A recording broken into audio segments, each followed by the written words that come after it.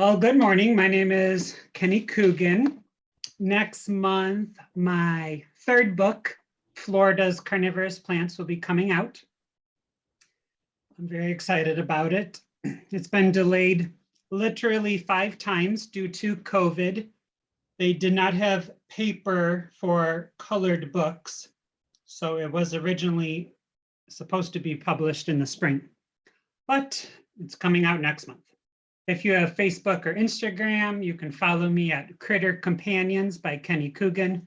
I do have a carnivorous plant nursery in Tampa, and I travel the state selling carnivorous plants, many of which are native to Florida. So this talk is going to mirror the book, and by the end of it, you'll be able to understand how carnivorous plants work, how to identify many of them, and how to grow them.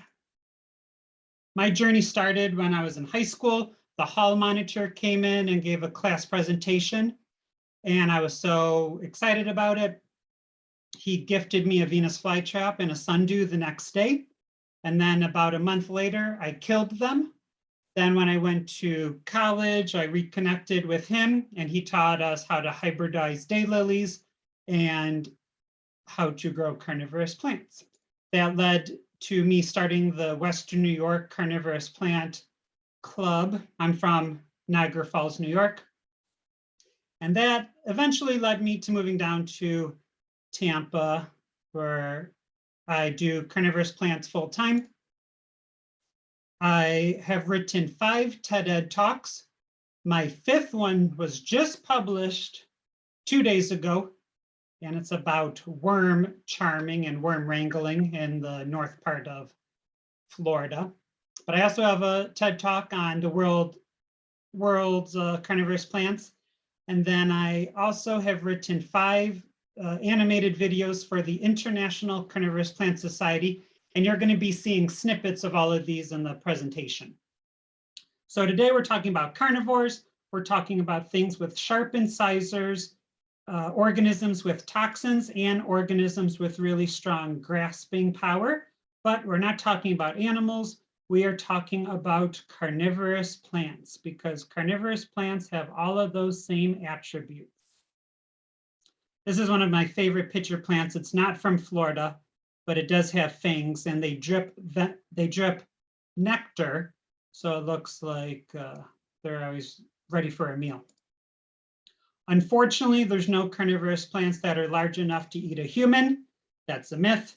Most of them are quite small, and they're focusing on invertebrates. Carnivorous plant, what is a carnivorous plant, is roughly defined. Scientists argue over what exactly is a carnivorous plant. Generally speaking, we say they have to lure, capture, and kill their prey. They have to be able to digest their prey, which could be through their own enzymes or with the help of bacteria. And then they have to benefit from the digested nutrients. The problem with this is that non-carnivorous plants can do 1 or 2 of these things. So that's where the definition gets a little blurry. There's about 1,000 carnivorous plant species around the world, and none of them use their flowers for trapping their prey. So here we have 3 species that can be found in Florida, and you can see their traps are on the bottom, and then they have their flowers up pretty high. So in the middle and on the right, we have a butterwort and a Venus flytrap. This is Pinguicula. And we have the flowers up really high. But on the left, we have Sarracenia, which is a Florida pitcher plant. And you can see that some of their pitchers are not fully opened. So in the springtime, they'll set up these flowers, they'll get pollinated, and then once they're done being pollinated, then they open up their traps. So carnivorous plants can separate their pollinators from prey spatially or temporally. Florida's carnivorous plants are going to be eating tiny things like rotifers, water fleas, mosquitoes, wasps, ants. A lot of people ask me if they eat mosquitoes, and mosquitoes generally want blood, and all of these plants are using nectar, so they don't really eat mosquitoes. They might eat one or two, but it's not their main source. So if you have a fleet of carnivorous plants in your backyard, they will not take care of your mosquito problem. But they're still really interesting. One aspect of carnivory in plants that I think is really cool is why do they eat plants? How did this evolve? If you look in the center, this is a Sarracenia pitcher that's being attacked by a fungus. And on the left, that's what it's supposed to look like. And this fungus is made out of chitin. And this pitcher plant has an enzyme called chitinase that fights the fungus, and it breaks down the fungus. And do you know what else is made out of chitin? Arthropods. So what happened was that pitcher plant repurposed that enzyme that used to just fight fungus, and now instead of offense, it's defense. No, the opposite. Instead of defense, it's offense. What is even more remarkable is that this Sarracenia, which is from Florida, uses chitinase to break down its food, but so do all of these pitcher plants. This top center one is from Australia. These ones are from Southeast Asia. And all these plants are using chitinase to break down their food, but they are not closely related. They are separated by millions of years of evolution, and they evolved at different times in different places. But they've all been able to figure out the same answer to the question, how do you get nutrients in a nutrient-poor soil? So today we're focusing on Florida's carnivorous plants. In the book, I write about 34 species in Florida. One of them is extirpated, which means it is extinct in the state of Florida, but you can find it in South America. And then one of the 34 species is a non-native. So we'll be talking about that. Now, the reason why we have so many carnivorous plants, we have the most out of all the states, is to answer that, you have to go back 1.5 million years to the Pleistocene. To give you an idea, giant ground sloths were walking around, 7-foot, 7-inch tall camels are walking around Central North America, and we also have smilodons. That was a long time ago. The ice was coming down from the north, and Florida was 2 to 3 times wider than it currently is because the sea level was 300 foot shallower. So the ice starts coming down, and plants that happen to have this random mutation that allows them to survive in the winter, they stayed put, but a lot of plants had to migrate south to survive.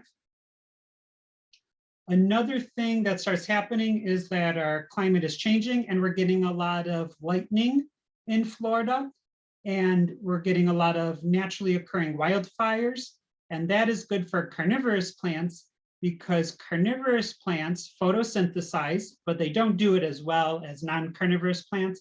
So they need those naturally occurring fires to allow more sunlight to them so they can photosynthesize.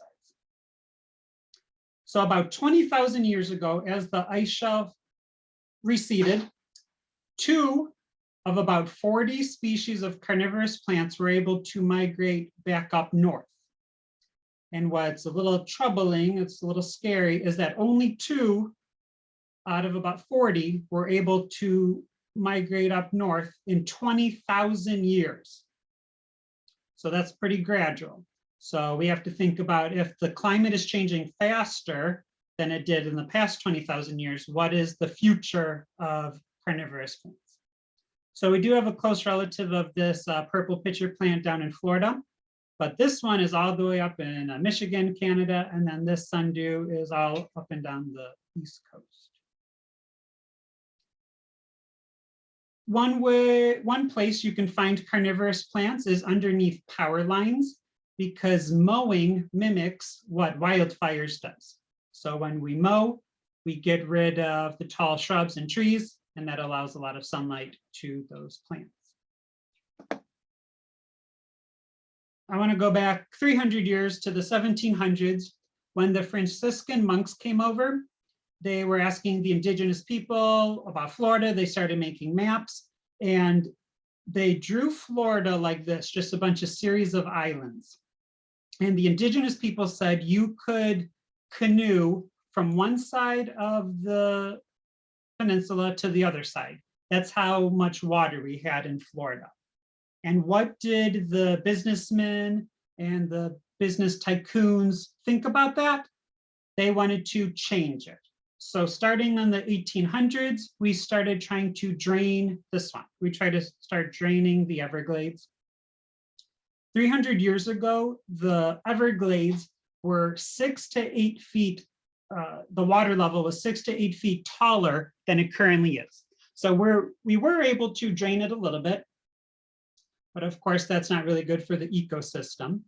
And Napoleon Bonaparte Broward, who ran for the governorship in 1904, he won on the motto, water will run downhill.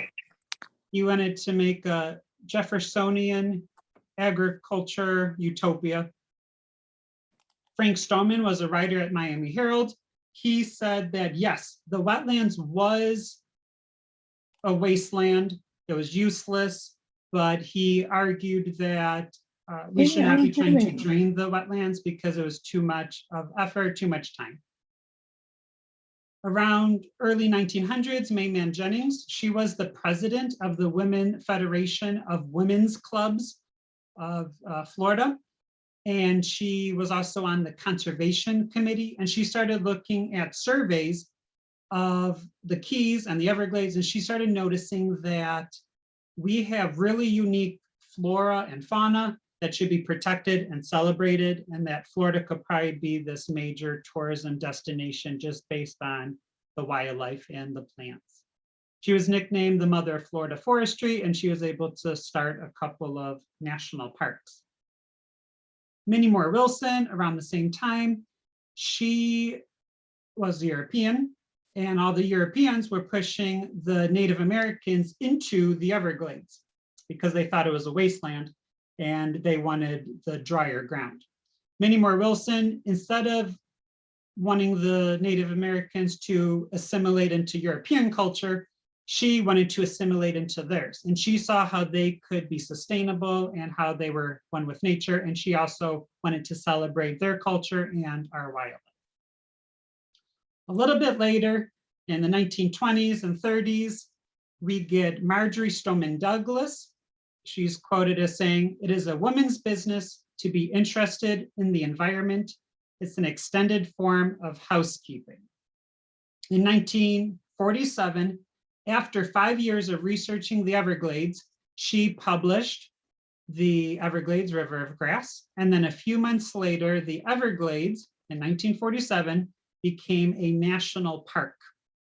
And then she fought up until she died at age 108 to protect the Everglades. And in 1969, she started Friends of the Everglades. So thank you for attending the Carnivorous Plant Talk, but you're thinking, why are we talking about the Everglades? Well, one out of three, a third of the state's carnivorous plants are found in the Everglades. We also have a bunch in Central Florida, and then we have a lot in the Panhandle. But I just wanted to remind everyone that diversity in species and who is in power is always a benefit. In South Florida, near the Everglades, we also have this endangered carnivorous bromeliad. And as of now, there's only 3 bromeliads that are classified as carnivorous. So the rest of the presentation, we're going to talk about all the species you can find in Florida. And the first one that I'll mention is the Venus flytrap. I do, in the book, always refer to plants with their scientific name because talking about plants in their scientific name has a lot of value. But one reason is because if you're let's say you're in Japan and you're talking about flytrap, lots of plants eat flies, so it'd be confusing. But wherever you go in the world, if you say Venus flytrap, people know what you're talking about. So in the Panhandle, we do have Venus flytraps. in around 1973, somebody sowed seeds and planted little fly traps in Liberty County. They're still there today, 50 years later. We don't say they're invasive because they haven't spread, and there's some natural checks and balances like bugs eating them and the climate. So they're, not taking over, but they're definitely, they don't originate from here. They're from the Carolinas. And there's only one species of Venus flytrap, looks like that, but people have bred them to be different colors and shapes. So like I mentioned, the Venus flytraps are from the Carolinas. It's only 100-kilometer radius. That's where they are from. In the entire world, that's the only place that they're native to. And then in the 70s, somebody started sowing them. The way that a Venus flytrap works is on the inside of the lobes, there's 2 to 4 hairs.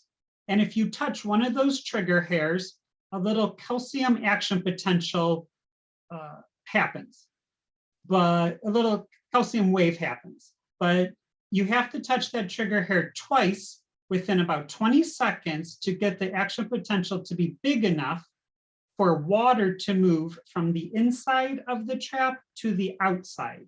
And when that happens, the trap snaps shut. And the more the insect or the animal struggles, the tighter the Venus flytrap closes. Venus flytraps can only digest about 3 times. After they've eaten 3 times, their leaves turn black.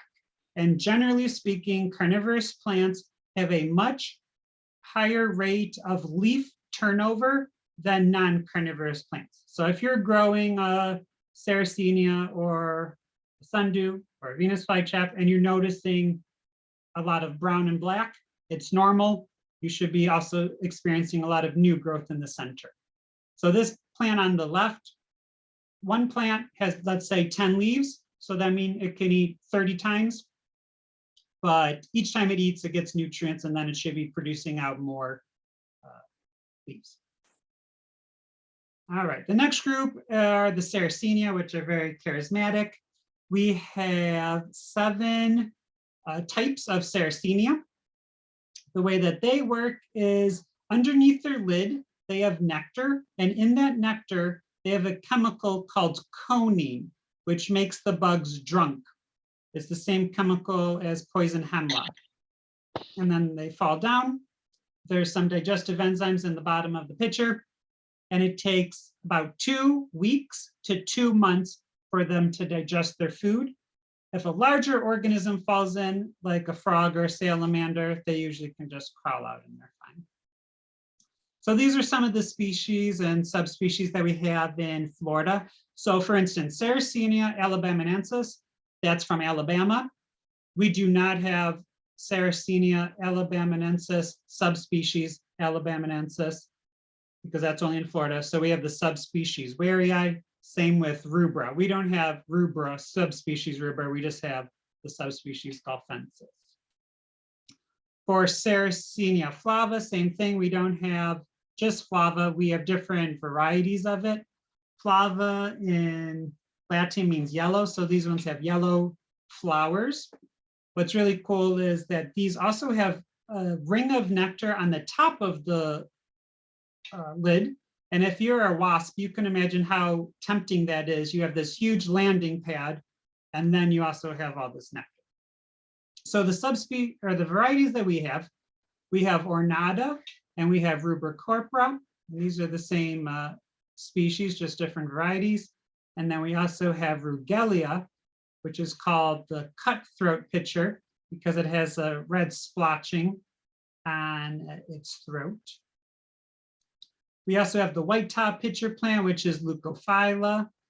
If you look closely, you can see there's these little hairs that are on the underside of the lid. And if you're a bug, you're walking around, if you try to back up, those hairs poke you. So then you keep going further down into the pitcher.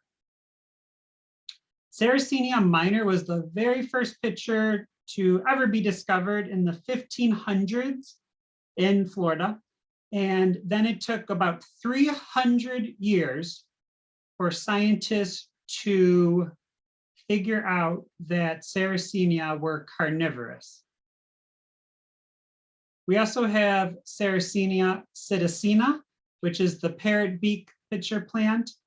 They're decumbent, which means they're laying flat on the ground. They're more horizontal than they are vertical. They live in really saturated soils. And instead of a pitcher, instead of this pitfall trap, they have something called a lobster pot trap. So they have a tiny opening that goes into a bigger area. So that confuses the tadpoles, the fish, the wasps. They live in really saturated soil, so they can experience a lot of flooding. So when they go in there, they go around this little U shape and then they get disoriented. The last one I think I'm going to talk about is Sarracenia rosea. It's really short and chubby. Rosea refers to the pink leaves, and this is endemic to Florida. There's one that's very similar. It's called Sarracenia purpurea, but it has purple flowers. And that one's the most studied of all Sarracenia. It has at least over 30 inequiline species, which means it has over 30 species that live inside the pitcher. And as you can see for Sarracenia rosea, this doesn't have a lid over the pitcher. So this, while the other ones are using digestive enzymes to break it down, this one is using bacteria to break down its food. So it has really weak digestive enzymes. This one gets filled up with rain. And all these little organisms live inside the pitchers. And I know you're probably thinking, wow, those were some really sexy Sarracenia. And I agree with you. But that's not really what I'm talking about. I'm saying that Sarracenia are promiscuous. They will have sex with anything that is near them. So here are 3 naturally occurring hybrids that you can find in the state of Florida. And here are all of the naturally occurring hybrids that you can find in Florida and the neighboring states. It's very easy to hybridize them. So a nothos species is when you have 2 species that hybridize, and then we can call them this. And then let's say you're growing like a philodendron or aeroid or a typical house plant. If you cross more than 2 species, we just call it a complex hybrid or a hybrid. But if it's just 2 species, you can use the word nothos species. So in order to figure out why these Sarracenia are so promiscuous, you have to look at their sex organs, which of course are their flowers. And this is a Sarracenia flower cut in half with all of the parts labeled. So let's say you are a wasp or a bee. You're going to fly up underneath this sepal, and you're going to go over the stigma where pollination occurs. And then you're going to run around. You're going to get your nectar and your pollen. And as you can see, this upside down umbrella collects the pollen that's falling off, the anthers. Then when you get your nectar, you're going to leave. You're going to leave through this little opening of the sepals. And then, or the petals rather, sorry, the petals are the ones that are draping the sepals. So when you dive out of there and you visit your next flower, you're going to repeat the process. But when you repeat the process, when you come up over here, you're going to be scraping off the pollen from the last flower onto this flower stigma. And if you have 2 species growing near each other, you can imagine how easy that cross-pollination can take place. At the end of every chapter in my book, I list commonly cared for carnivores. So I list species or hybrids that are found in cultivation that you can easily acquire. So here are 2 examples. Some of the Sarracenia can get over 3 foot tall, and they're beautiful. All right, the next group of carnivorous plants that are found in Florida are the Utricularia. Utricularia means wine flask or bagpipe or leather pouch. And utricularia are named for their traps. So this beautiful plant is native to Florida. But if you look up close, they are really beautiful. This is not under a microscope. This is just a really strong little camera. So they have bladder, yeah, I'm getting at myself. So bladderworts, they have these little hairs. They're floating around in the soil or the water, and they kind of guide microscopic organisms to them. Bladderworts can be found fully aquatic, they could be attached to something in a pond, they could be freely floating, they could be terrestrial, or they could be epiphytic.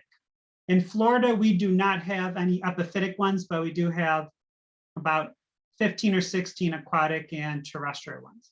So those little trigger hairs will guide the organism to it. The trap opens up like a vacuum and it sucks in water and the microscopic organism. After about 20 minutes, it pushes out the water and then it starts pumping in digestive enzymes and it dissolves the prey. I mentioned earlier that most carnivorous plants do not eat mosquitoes, but this one does eat mosquito larvae. And if it eats a really big mosquito larvae or a tadpole, this is kind of gruesome, it will just grab a hold of whatever it can, and whatever is inside the trap, it will eat and it will digest. So it digests the organism alive bit by bit.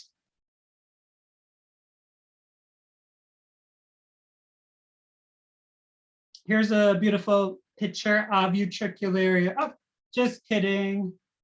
I know you guys aren't talking, but I hope you can see that there's two species in this photo. So this big yellow flower is one species, Utricularia gibba. And then down here, these little white flowers is a full-grown Utricularia olivaceae. So if you are looking for carnivorous plants, you can see it. Some of them are going to be tricky. Most of the Utricularia that we have in the state of Florida are yellow. We have two that have these floating arms, and this is two species. So we have inflata and radiata, and the difference is one of them has more arms than the other, but in this photo I counted all of them, and they all have about the same amount of arms. So another way to tell the difference, that they're two different species and not just a young, immature plant and a mature plant, is that one of the species has cylindrical floating devices, little arms, and then the other one has tapered floating arms. So like I mentioned earlier, most of them have yellow flowers, but you can see the bottom left has a little horn. This one has some ridges on it. Two of them float. Some of them are terrestrial. This one in the middle that's lavender, this is the extirpated species. So it's probably extinct in the state of Florida, but it is common in some South American countries. And then we do have two purple Utricularia species that you can still find in Florida. The next group is Pinguicula, which are the butterworts. And I didn't mention this, but in the book, every plant has a map of the counties that you can find them in. So Pinguicula means greasy ones or butter ones. So you can see that this little pile of butterworts kind of looks like a pile of tongues. It's kind of slimy, and that's where they get their scientific name. The way that they work is their entire leaf surface is sticky, and tiny little flying insects or crawling insects, when they run over and land on it, they get stuck and then they get dissolved through the leaf. These are the species that we have in the state of Florida. You can identify most of them by their flowers. So we have this beautiful blue flowered one. Ionantha has some purple in the center. Now Lutea it comes in white and yellow. And then pumila also comes in a variety of white, lavender, blues. And then planifolia is the only one that can get bright red in a lot of intense sun, but there's also an anthocyanin-free one, which means there's also Pingricula planiflora that always stays green.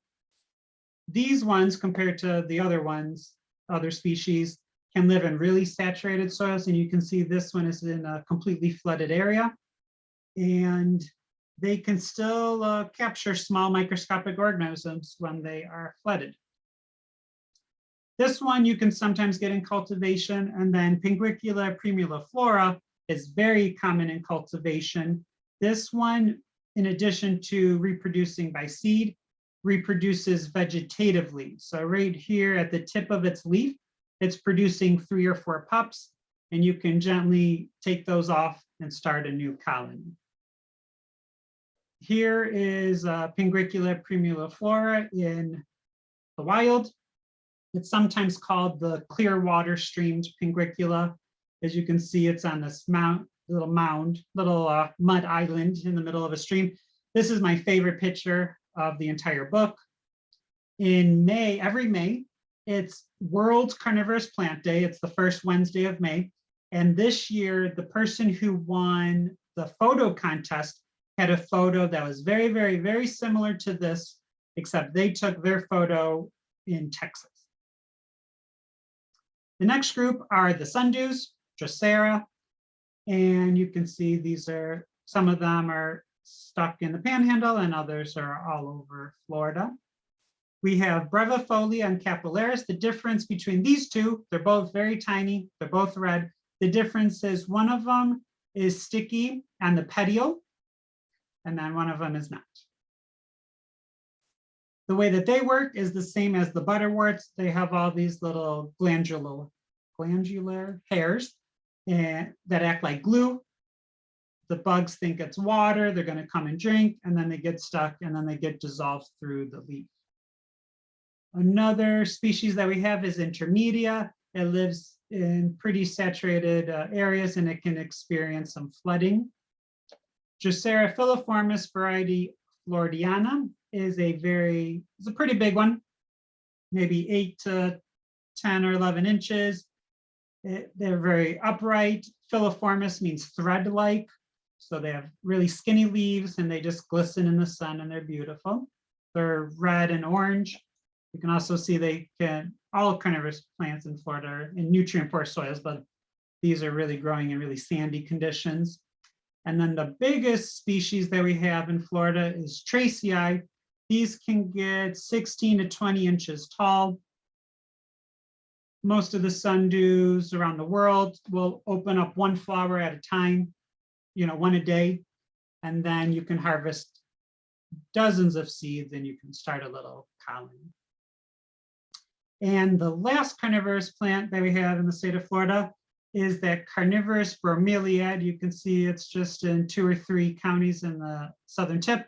It is endangered, but they are not endangered in some South American countries. The reason why it is classified as carnivorous is because it captures a significantly more amount of insects in the well compared to other bromeliads, and it has this powder, which other bromeliads do as well, but it blocks UV light, so it encourages insects to crash land into that well, and then bacteria helps break down the food. So there's about 1,000 species of carnivorous plants. There's 268,000 species of flowering plants. All carnivorous plants are angiosperms, so all carnivorous plants have flowers. So out of the 268,000 species of plants that we have named, the IUCN has only evaluated 3%. So they've only looked at 3% of all of these flowering plants to see what their conservation status is. And of those 3% of plants that we looked at, we have declared 70% of them to be vulnerable, endangered, or critically endangered. So our track record is not very good.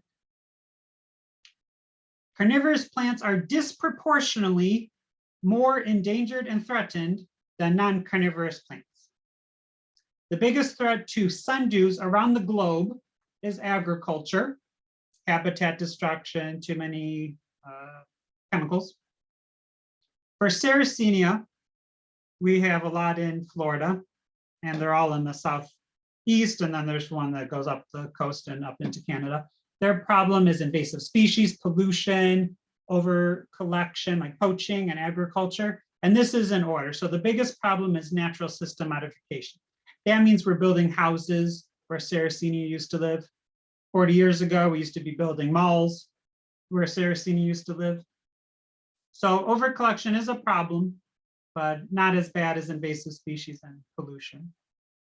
And David Jennings from USF, he says that insecticide use above, within, or below the recommended treatment levels can be harmful to carnivorous plants.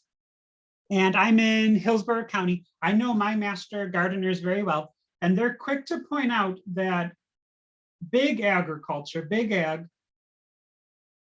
misuses pesticides and insecticides much less than the backyard garden. So that's something to consider.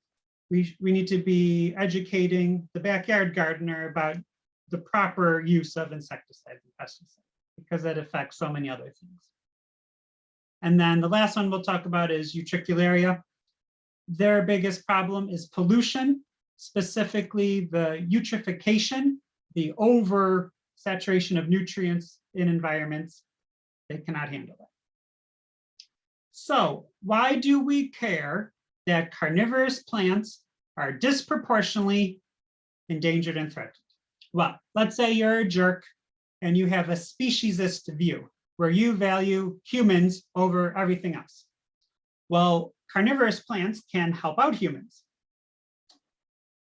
People at Harvard, maybe 15 years ago, 20 years ago, they looked at the Asian pitcher plant Nepenthes, and they looked on the inside, they realized it was really slippery, and they did something called biomimicry, where they created substances, they created materials based off of the anatomy of the pitcher plant.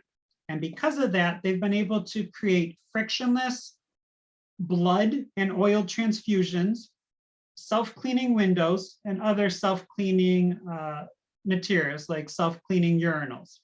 Now, why do we care? Well, this helps save us water, and we want things to be traveling faster in pipes, so that's all great.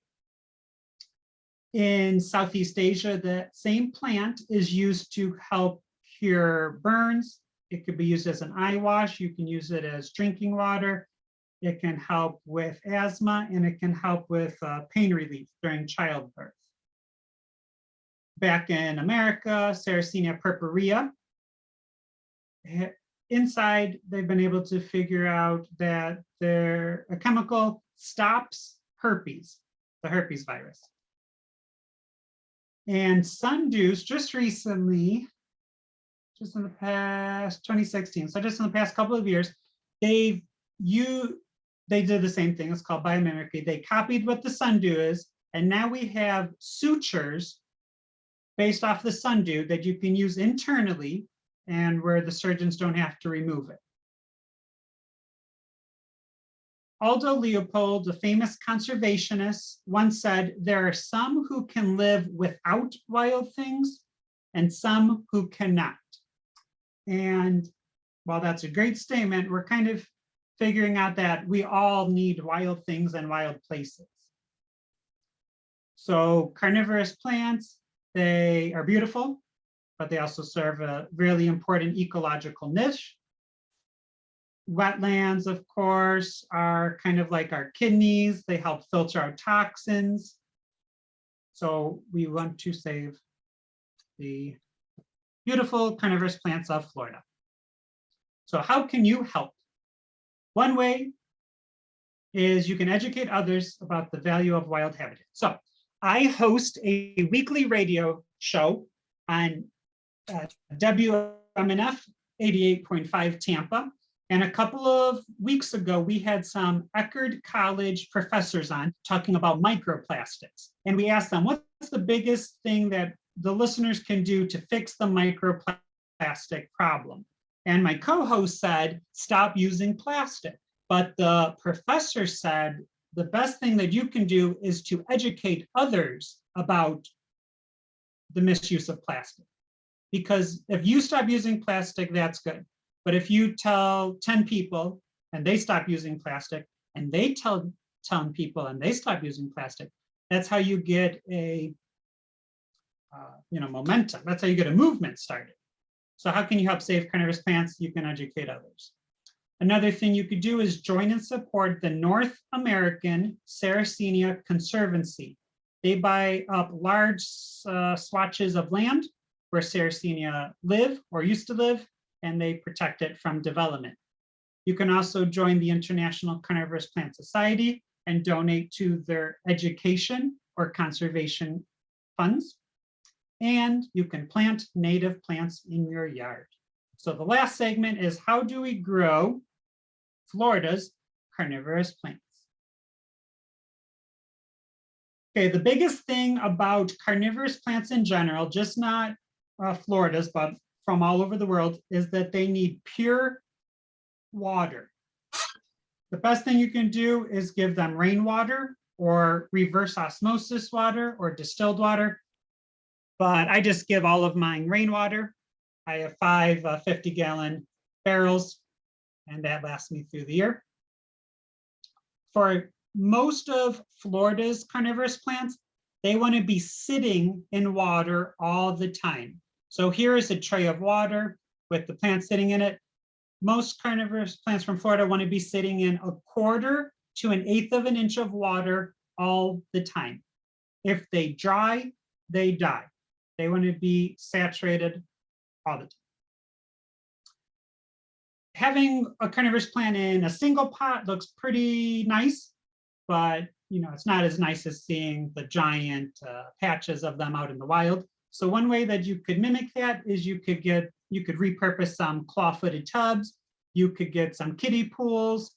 If you have a pond with or without fish, you could put carnivorous plants on the shelves of those ponds. If the water's good enough for the fish, it's good enough for the carnivorous plants. So you can mix and match. You can see in these bog displays, there's pitcher plants right here. There's a sundew, and down here, there's some Venus flytraps.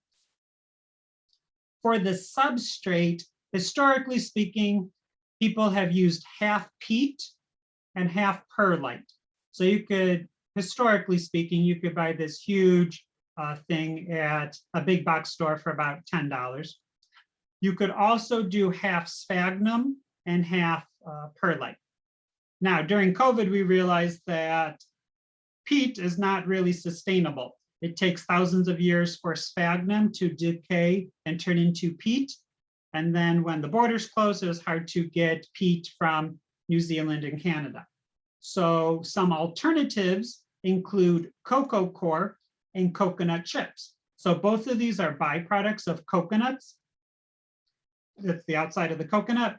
And let's say there's another pandemic and Thailand closes, while several countries in Africa and Southeast Asia, they're still making coconut meat and milk, and they're always going to have this byproduct.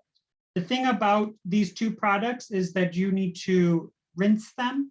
You have to soak them and rinse them about 3 or 4 times to get rid of the salt, because coconuts are usually growing near the coastline, near oceans, so that ocean breeze puts a lot of salt in these substrates, and that is not good for carnivorous plants. Another thing that I experimented with is something called pit moss.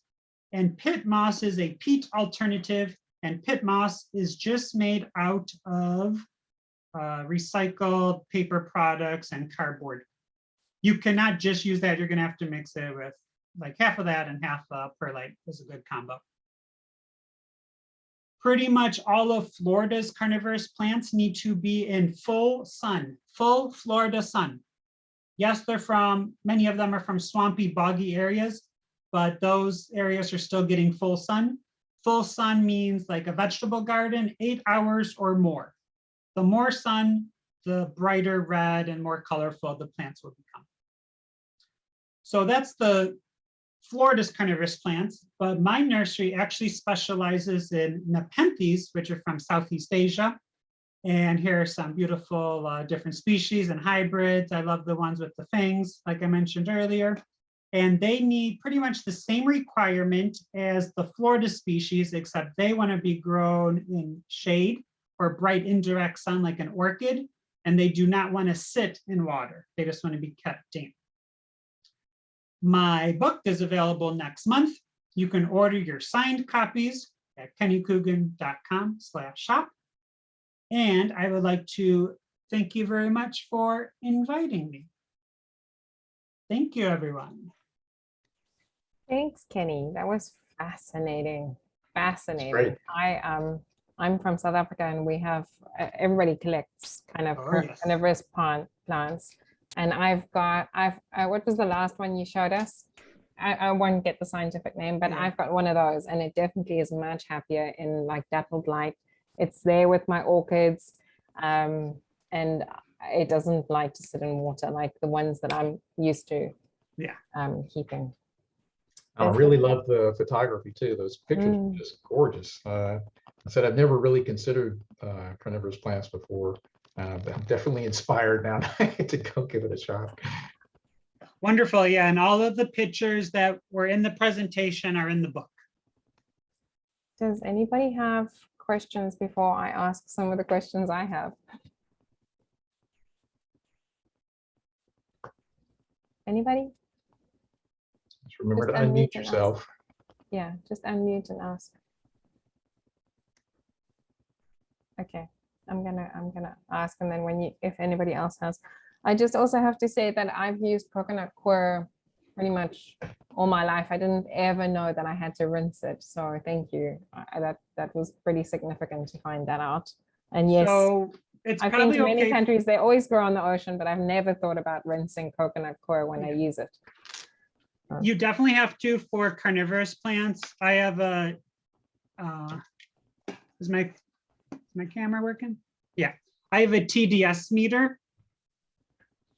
And carnivorous plants need 50 parts per million or less of total dissolved solids. So when I use the coconut products, it starts off at about 200, and then I rinse it, and then it goes down to 100, and then I rinse it, and then it goes down to about 70, and then I do it a couple more times, and then I can get it down to about 25. But yeah, like people in South Africa and a lot of Asian countries, they've never had the privilege of using peat. And now that most of Europe is going to be banning peat for horticultural use in the next year or two because it's not sustainable. Absolutely, and as they should. As they should. Yeah. We are looking elsewhere. And I will also mention that there's not a lot of people who grow carnivorous plants. So of course we want to do our part, but it's also the people who are just buying these huge bales and just adding them to, blueberry bushes and their landscape, trying to acidify. I always start my composting worms with coconut coir, so that it is something that I should be looking at. The other two things that I thought that were important and that you kind of mentioned but didn't go much into depth with, and I'm a master naturalist, so I have done some of this and understand the importance of it.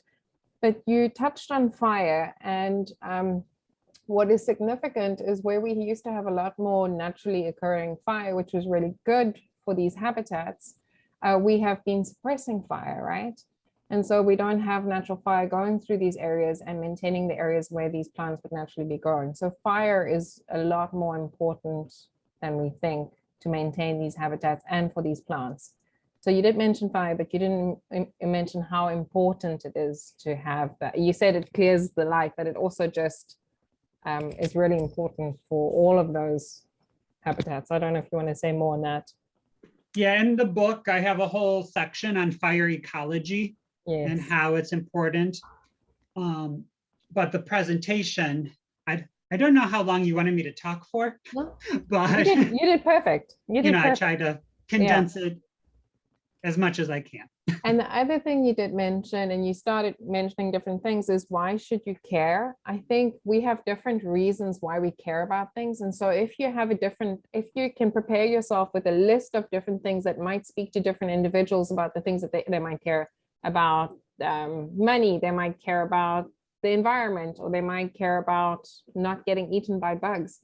If you can understand the different reasons why these plants are important in an ecosystem, you're able to share with other people why they should care. You need to find the thing that they care about to change how they think, or help them care. Anyway, so when I'm selling carnivorous plants at plant sales, most people come up to me and they say they need to get rid of their mosquito problem or their bug problem.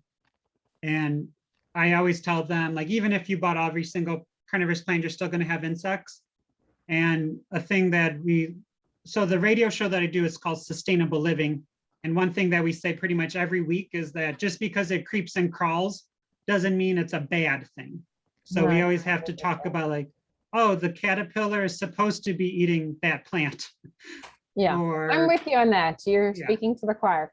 We do have a question on the chat, which is, which, if any, would do good at edge of lake?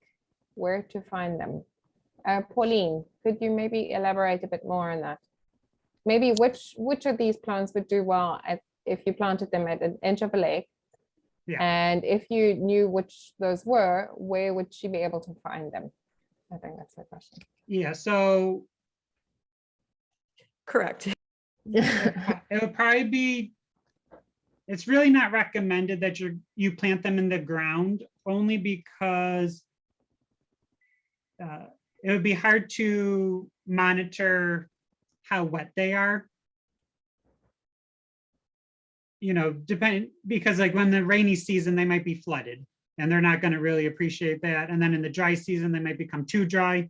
So it's just easier to have them in like a little bog or in individual pots. I do know like some people are successful, so it depends on how much your lake fluctuates. When I go to plant sales pretty much every weekend all over Central Florida. Sometimes I go maybe 2 or 3 hours away from Tampa. I have lots of native plants. Sarracenia would be great at the edge of a lake. Venus flytraps, although they're not native, would do okay at the edge of the lake. And then sundews, like that habitat as well. It would need to be full sun, but it's just much easier to have them in pots, or if you had an artificial pond. Would you say that it would be important to have a lot of diversity if you were going to plant that around the edge of a lake, to have lots of diversity, like your taller reeds and stuff, so that you've got a lot of that? Wouldn't that make it more sustainable, where they would last or survive a bit better? Yeah, that's a good idea. If you're doing an artificial pond, most of the aquatic utricularia require other aquatic plants like duckweeds or lilies or the reeds to give off enough CO2 for them to survive. Yeah, so you kind of mimic nature. If you would do it, you would mimic nature essentially, which would make it more sustainable. Does anybody have any other questions? I don't see anything else in the chat. I'm a bookaholic, so I'm definitely going to be buying a book.